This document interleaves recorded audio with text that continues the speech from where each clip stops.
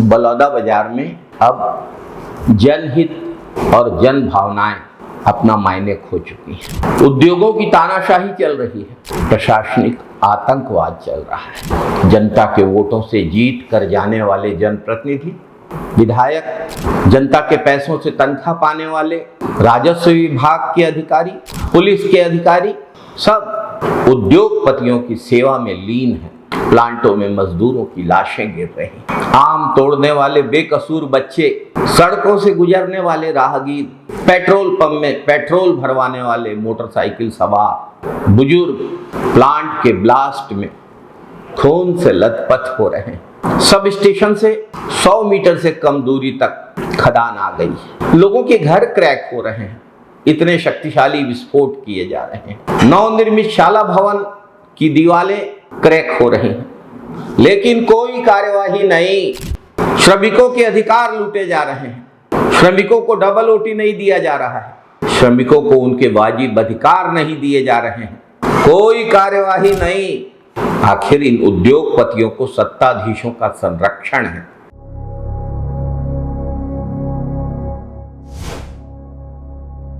ये उद्योगपति दावा करते हैं कि पुलिस प्रशासन और पर्यावरण विभाग को हमने खरीद रखा है। कार्यवाही होती है गरीब किसानों पर, कार्यवाही होती है मजदूरों पर। वे किसान जिन्होंने अपनी पुरखों की जमीन इन लुटेरों को देने से मना कर दिया, वे किसान जिन्होंने गांव के चरागन की जमीन में फैक्ट्री खोलने से मना कर दिया, ऐसे गरीब किसानों, मजदूरों, गांव वालों के खिलाफ मुकदमे बनाए जा रहे हैं, उन्हें फंसाया जा रहा है, उनकी ईंटें जब्त की जा रही हैं।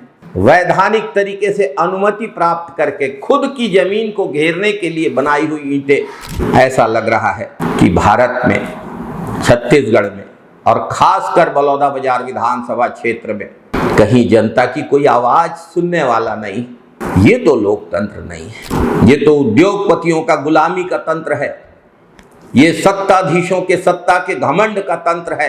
भारत में कहीं आया हो या ना आया हो, बलौदा बाजार में ईस्ट इंडिया कंपनी का दौर आ गया है। मजदूरों का शोषण, गांव की चरागन की जमीन की लूट और गरीबों का खून चूसना यहाँ पर कानून का रूप ले चुका है। शांति व्यवस्था बनाए रखने के नाम पर पुलिस सारे अत्याचार मजदूरों और किसानों पे करती है, झूठे मुकदमे बनाती है। जो उद्योगपति मजदूरों का शोषण कर रहे हैं, उन्हें उनका वाजिब अधिकार नहीं देते, उनकी वेजेस नहीं देते, किसानों की जमीनें लूट रहे हैं, फर्जीवाड़ा किया जा रहा है ग्राम सभा के रजिस्टर में, उस सब पर कोई कानूनी कार्यवाही नहीं, धोखेबाजी पर कोई कार्यवाही नहीं, कूट रचना पर कोई कार्यवाही नहीं, मजदूरों के शोषण पर कोई कार्यवाही नहीं। गरीबों को जेल, मजदूरों को जेल,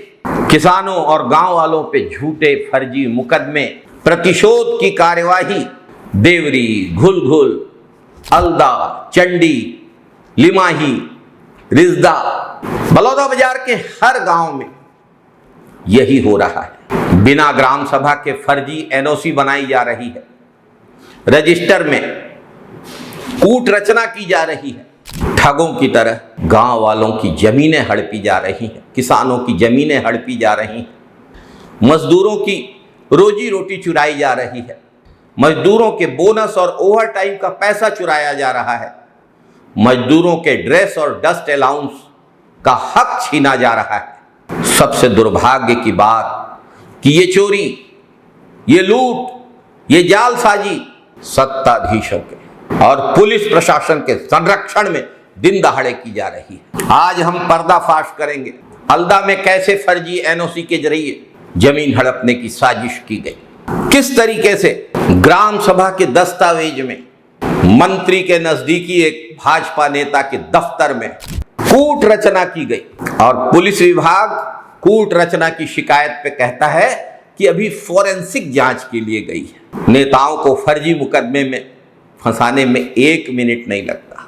हल्दा के श्री लखनलाल वर्मा ने उद्योगों के खिलाफ बोला। वे गांव के पूर्व उप सरपंच हैं। जब फर्जी एनओसी दी गई तब वे उप सरपंच थे। श्री लखनलाल वर्मा से बदला लेने के लिए उनके घर के पास अपनी जमीन का घेरा करने के लिए बनाई जा रही ईंटें पर जब्त कर ली गई। 1 लाख ईंटा जब्त करने की बात कही गई। मैं चुनौती देता हूं, प्रशासन गिनवा ले, गिन के बता दें ये उद्योगों के हाथों बिके हुए अफसर कहां है वो 1 लाख ईंटें।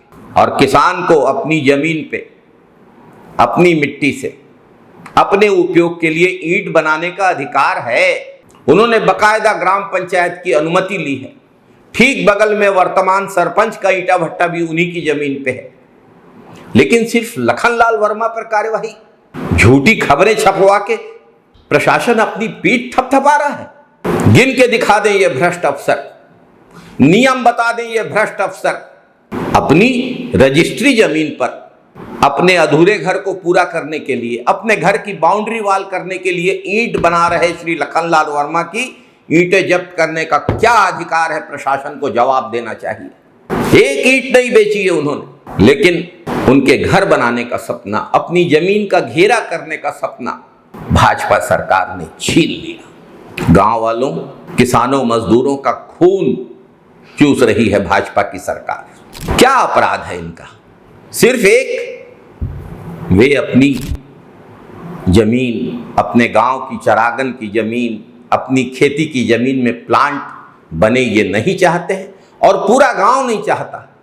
सत्ताधीशों ने उद्योगपतियों के दलाल की भूमिका अख्तियार कर ली है। हमारे गांव हल्दा में 22/10/2024 के ग्राम सभा लगे रही से एक कंपनी के बारे में, तो हमन गांव भर के विरोध करें, कंपनी नहीं बनना है की। ओकर बाद 25/4/2025 के जन सुनवाई हुई से, जन सुनवाई में हमन गांव भर के 100% कंपनी नहीं लगना है की के विरोध करें हम, है ना। और ओकर बाद में हमन लोग पता चली कि 22/10/2024 के जे ग्राम सभा से तेमा कूटनीति करके और केसर वर्मा, खुबीराम वर्मा, हाँ ओमा 2 लाइन जोड़ के 8-10 आदमी के सहमति है और तहल बाकी के 8-10 आदमी के सहमति नहीं है, तहल बाकी के सहमति है। ऐसे की कूटनीति करके और ग्राम सभा ग्राम पंचायत के रजिस्टर में लिखवा के और एनओसी दे रही। एक सेती हमन भुगतत हन गाँव वाले और एकरो विरोध करे बढ़ाए। किसान को, गरीब को, मजदूर को दुश्मन बना लिया है। श्री सीमेंट, अदानी अंबुजा सीमेंट में मजदूरों का शोषण जारी है। मजदूरों के हित में श्री सीमेंट में सफल आंदोलन करने वाले यूनियन के अध्यक्ष श्री दिलीप वर्मा 3 महीने से ज्यादा समय से जेल में हैं। ये फैक्ट्रियां गांव वालों की जिंदगी खतरे में डाल रही हैं। किसी न किसी मजदूर की मौत, लेकिन किसी प्लांट मालिक पर कोई कार्यवाही नहीं। पर्यावरण कानूनों का खुला उल्लंघन। जो पैसा गांव में, स्कूल में लगना चाहिए, वो पैसा कंपनी अपनी स्कूल में लगा के गांव वालों को धता बता रही है। बिजली का खर्च गांव वालों के खाते में डाल रही है और उस बिजली से अपना प्लांट चला रही है। गैर कानूनी तरीके से बिजली फिट की जा रही है, वो भी अदानी अंबुजा जैसे प्लांट में। पता नहीं भाजपा सरकार के हाथ इन उद्योगपतियों पर कार्यवाही करने में क्यों कांपने लगते हैं। भूजल का दोहन वर्जित किया गया है। बलौदा बाजार क्षेत्र में किस सीमेंट प्लांट में भूजल निकालकर प्लांट और कॉलोनी के लिए उपयोग नहीं किया जा रहा है? सरकार बताए। भूजल के दोहन के कारण आसपास के गांव के बोरवेल सूख रहे हैं, कुएं सूख गए हैं। गांव वाले निस्तारी और पीने के पानी का मोहताज होने के लिए मजबूर हैं और सत्ताधीशों, प्रशासन, पुलिस, पर्यावरण, बिजली विभाग सबकी मिली भगत है इन उद्योगपतियों के साथ। अवैध ईंटें भट्टे खुलेआम चल रहे हैं, भाजपा सरकार को नहीं दिखते।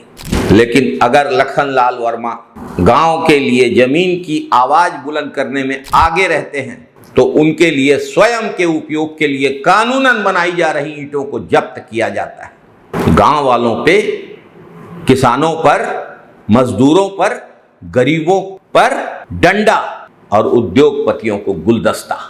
इन्हीं गांव वालों ने तो वोट दिया था भाजपा को, इन जनप्रतिनिधियों को, विधायक को, जिला पंचायत सदस्य को, जनपद सदस्य को, सरपंच को। क्या बिगाड़ा है इन गांव वालों ने इनको वोट देकर? इनका गांव वालों के वोट निरर्थक हो गए।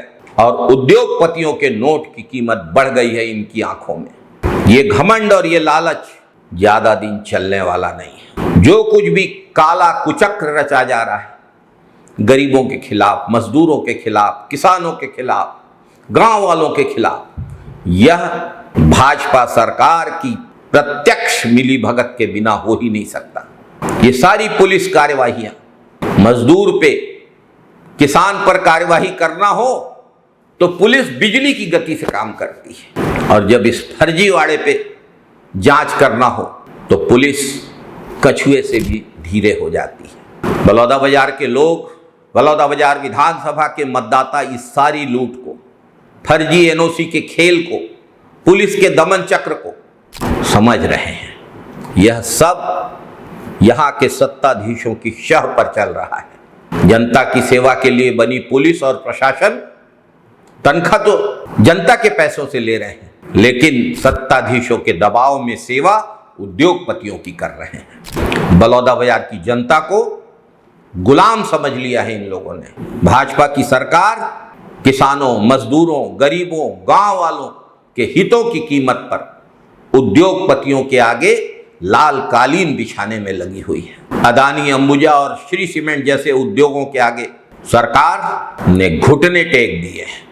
भाजपा की सरकार और सत्ताधीश बलौदाबाजार क्षेत्रवासियों और ग्रामीणों के सब्र की परीक्षा न ले।